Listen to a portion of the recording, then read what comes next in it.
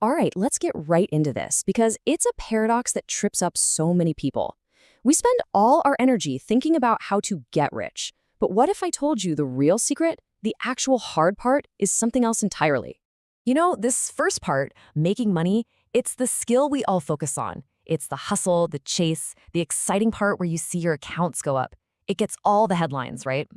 But, and this is a huge but, keeping that money, that's a whole different ballgame. And as we're about to see, the very mindset that helps you make a fortune can be the exact same one that makes you lose it all.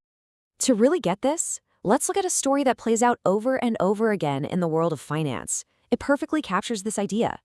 So picture this, a group of investors, super confident, going all in.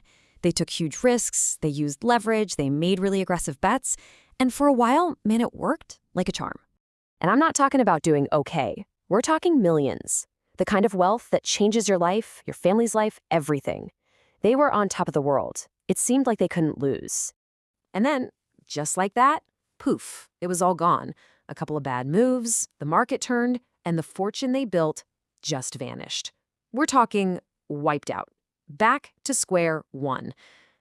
So what went wrong? Was it just a string of bad luck? An unlucky roll of the dice? Not really. They didn't lose the money because they were unlucky. They lost it because they had mastered one skill, but were complete beginners at the second, more important one. And that right there gets us to the absolute heart of the matter. Making money and keeping money are two totally different games. You have to know which one you're playing and when. Now, check this out, because this is what's so wild. The mindsets are almost polar opposites. To get wealthy, you need risk, you need optimism, you gotta chase every opportunity. But to stay wealthy, it's all about humility, caution, and this obsession with just being able to survive. It really is like offense versus defense in a big game. You need that aggressive offense to score points and build up a lead, for sure. But if you don't have a solid defense, you can lose the entire game on one single catastrophic mistake.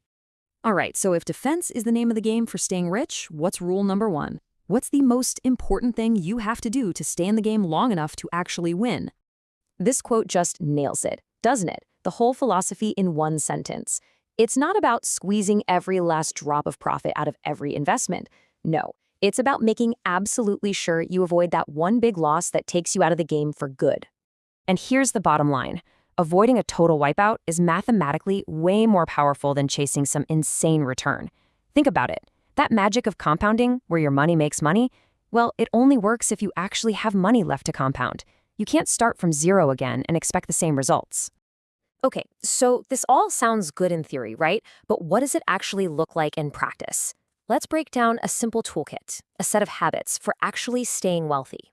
Yeah, no, nothing on this list is flashy or exciting. It's not going to get you on the cover of a magazine, but things like having a margin of safety, expecting the unexpected, and this is a big one, keeping your ego in check.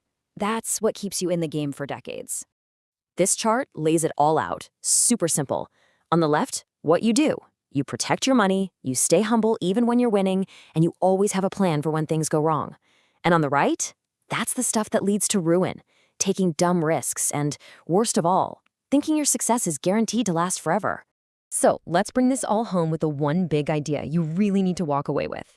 This is what separates a flash in the pan from real, lasting wealth. Seriously, just let that one sit for a second. Understanding that difference, truly understanding it, is everything.